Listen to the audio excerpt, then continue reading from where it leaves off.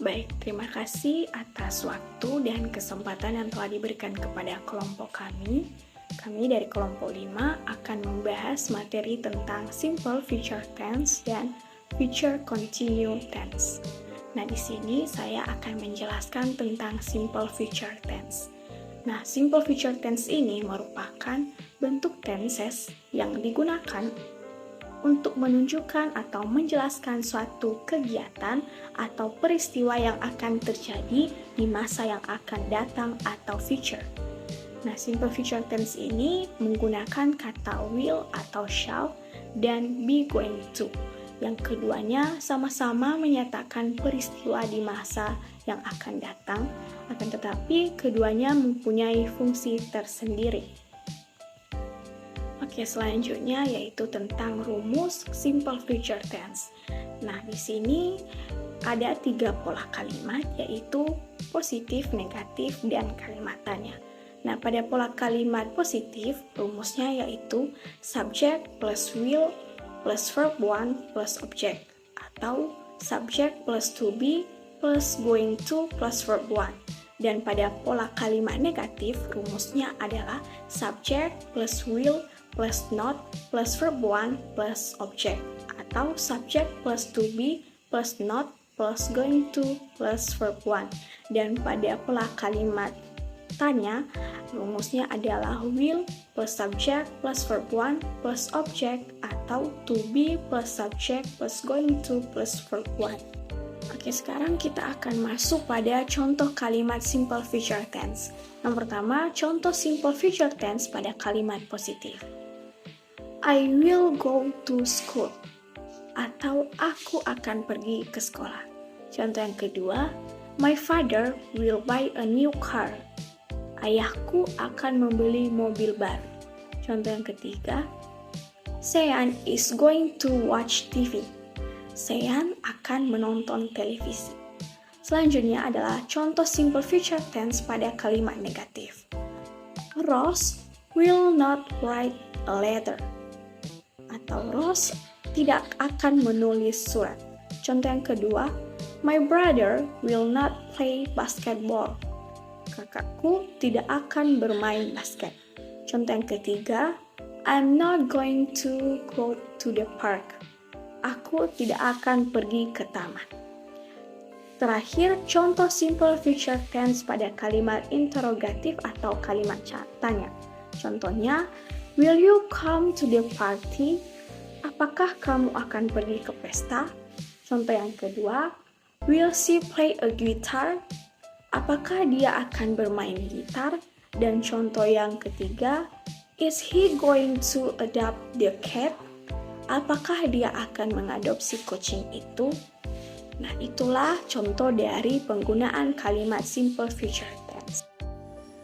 Baik, saya akan melanjutkan pembahasan kami pada bagian 3 tentang fungsi dan penerapan simple future tense dalam berbagai contoh pola kalimat. Ada 3 nanti penggunaannya, yaitu pembahasan saya tentang penggunaan will. Dalam penggunaan will, adapun kalimat atau adapun penggunaannya dalam kehidupan sehari-hari. Yang pertama, dalam menyatakan peristiwa yang akan terjadi di masa mendatang. Contoh kalimatnya yaitu Benny will go to Turkey next month, yang artinya Benny akan berangkat ke Turki minggu depan. Jadi kalimat ini menyatakan peristiwa yang akan terjadi atau yang akan dilakukan di masa mendatang. Kemudian dalam menyatakan sebuah emosi atau perasaan. Contoh kalimatnya atau contoh penggunaan daripada will ini yaitu my mom will love her new husband bag. Artinya ibuku akan menyukai tas Asmar barunya.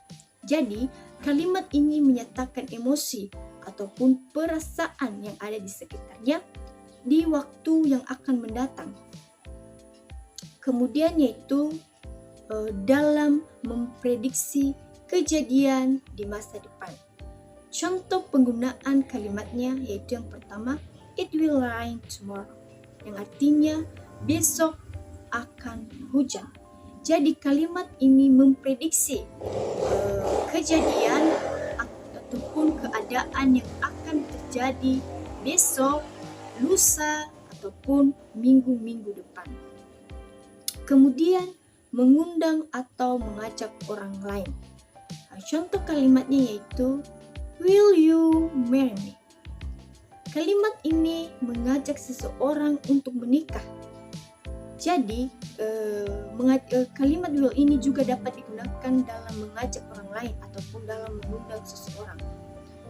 Penggunaan will ini juga dapat digunakan dalam mengungkapkan janji. Janji merupakan kalimat yang bersifat atau jangka panjang yang berarti berkaitan dengan masa depan. Contoh kalimatnya yaitu I won't tell anyone you're such. I won't tell anyone you're such. Yang artinya aku tidak akan memberitahu rahasiamu pada siapapun. Jadi kalimat ini menyatakan janji yang bersifat atau sifatnya panjang. Kemudian dalam menyatakan ancaman. Bukan hanya janji, penggunaan will ini juga dapat dinyatakan dalam mengungkapkan sebuah atau menyatakan sebuah ancaman. Misalnya, if you do that again, I tell mom. Yang artinya, jika kamu melakukan hal itu lagi, aku akan memberitahu ibu. Begitulah penggunaan will ini atau penerapan simple future tense dalam berbagai contoh kalimat dalam penggunaan will. Oke teman-teman, saya akan melanjutkan pembahasan kami yaitu penggunaan shall. Nah, dalam penggunaan shall ini menunjukkan sebuah keinginan atau ketidakinginan. Jadi kita bisa menggunakan dalam bentuk positif dan juga dalam bentuk negatif dengan subjek I dan juga we. Jadi contohnya teman-teman seperti I shall study tomorrow, yang artinya yaitu aku akan belajar besok. Berarti ada keinginan dan juga ketidakinginan. Terus contoh yang kedua yaitu we shan't come to here party next week. Yang artinya itu kita tidak akan datang ke pesta dia minggu depan. Jadi di sini teman-teman menunjukkan sebuah ketidakpastian atau ketidakinginan. Nah, yang selanjutnya yaitu menyatakan suatu tawaran kepada orang lain. Nah, untuk fungsi ini shall akan berubah arti menjadi perlu atau harus. Contohnya seperti shall I give you some money, yang artinya yaitu perlukah aku memberikan sejumlah uang. Jadi ini adalah sebuah keharusan atau keperluan. Yang seterusnya yaitu meminta saran atau instruksi. Nah, yang kita gunakan dalam simple future tense saat meminta saran pada orang lain adalah shall dengan bentuk kalimat interrogatif. Contohnya seperti what shall I buy for dinner? Yang artinya yaitu apa yang harus aku beli untuk makan malam. Nah, itu menunjukkan sebuah atau kita meminta saran kepada orang lain. Yang seterusnya yaitu penggunaan be going to. Nah, dalam menyampaikan sebuah keinginan namun baru sebatas niat atau intention. Nah, teman-teman, contohnya di sini yaitu she is going to be a teacher.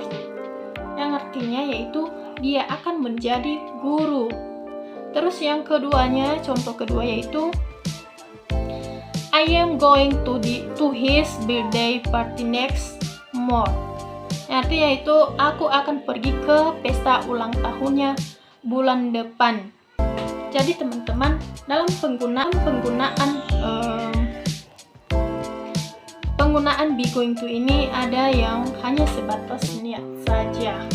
Terus dalam mengungkapkan prediksi berdasarkan bukti. Ya, kita bisa menggunakan kata penggunaan will untuk be going to ini. Jadi contohnya yaitu look at those gray clouds. It is definitely going to rain. Yang artinya yaitu lihatlah awan kelabu itu pasti akan hujan. Nah, seperti itulah penggunaan shall dan juga be going to. Terima kasih. Baik, saya akan melanjutkan materi kami yaitu bagian B, future continuous tense. Di mana future continuous tense adalah bentuk kata kerja untuk menyatakan kejadian yang sedang berlangsung pada masa atau waktu yang akan datang dengan keterangan waktu yang spesifik, alias kalimat yang menggunakan tenses untuk memiliki durasi waktu. Nah, pertama ada rumus future continuous tense, yang dimana pola kalimat yang pertama yaitu positif, dimana rumusnya subject plus will plus verb ing plus complement. Yang kedua yaitu negatif, rumusnya yaitu subject plus will plus not plus be plus verb ing plus complement. Ketiga yaitu interrogatif, rumusnya yaitu will plus subject plus be plus verb ing plus complement. Yang kedua yaitu contoh kalimat future continuous tense. Yang pertama yaitu contoh kalimat dengan bentuk positif. Contohnya, Rama will be running in a marathon race this Saturday morning, yang artinya Rama akan mengikuti lomba lari maraton Sabtu pagi ini. Yang kedua, contoh kalimat negatif. I want to sleeping at this time tomorrow, artinya aku tidak akan tidur jam segini besok. Yang ketiga yaitu berikut contoh kalimat interrogatif. Yang pertama, will you be coming to Susie's birthday party tomorrow night? Artinya, apakah kamu akan datang ke pesta ulang tahun Susie besok malam? Baik, terima kasih kesempatan yang diberikan kepada saya untuk melanjutkan video presentasi kami dari kelompok 5. Pembahasan saya mengenai verb of time future continuous tense. Dalam menggunakan future continuous tense, ada beberapa penggunaan keterangan waktu yang bisa ditulis untuk menunjukkan spesifik waktu di masa depan. Nah, berikut ini referensi keterangan waktu yang bisa dipakai. Pertama, at this time next year, yang artinya pada saat itu tahun depan. Kedua, at 8 o'clock tomorrow morning, yang artinya pada jam 8 besok pagi. Ketiga, at this time tomorrow, yang artinya pada waktu ini besok. Keempat, tonight at 8 o'clock, yang artinya nanti malam jam 8. Seterusnya, next year on April, yang artinya tahun depan pada bulan April. Seterusnya, tomorrow night, yang artinya besok malam. Kedua, tomorrow evening, yang artinya besok sore. Dan tomorrow afternoon, yang artinya besok siang. Okay, my friends, now we enter the material point of number 4 about kata kerja dalam future continuous tense. Nah, sebelumnya telah dipaparkan oleh teman-teman. So, future continuous tense merupakan suatu bentuk kata kerja untuk menyatakan kejadian yang sedang berlangsung pada masa atau waktu yang akan datang dengan keterangan waktu yang spesifik. So, dengan kata lain, kalimat yang menggunakan durasi waktu. Nah, jadi kita harus bisa mengetahui definisi dari future continuous tense ini. Nah, selanjutnya, next. Dalam kata kerja ini ada beberapa yang perlu kita perhatikan di dalamnya, baik itu dalam penggunaan kata kerjanya, dan juga bagaimana penggunaan rumus. Nah, jadi ada beberapa bentuk kalimat dalam future continuous tense ini. Ada yang berupa kalimat positif, kalimat negatif, dan kalimat interrogatif atau kalimat tanya. Nah, dalam suatu pernyataan perlu ketiga kalimat tersebut digunakan. Nah, masing ketiga itu memiliki beberapa memiliki rumus masing-masing atau formula. Nah, di sini diajak kita bagaimana kita memperhatikan cara penulisan atau pernyataan yang salah dan yang tepat dalam menyatakan suatu future continuous tense ini. Nah, di sini dalam ini ada beberapa example atau contoh, yaitu yang pertama pada bagian A.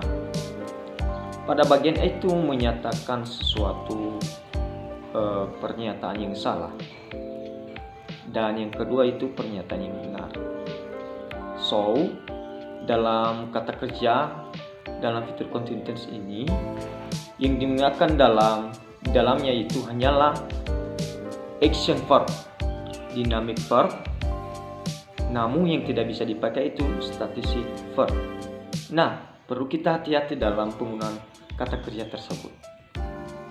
Misalnya, kita bisa mengambil contoh dari dalam ini.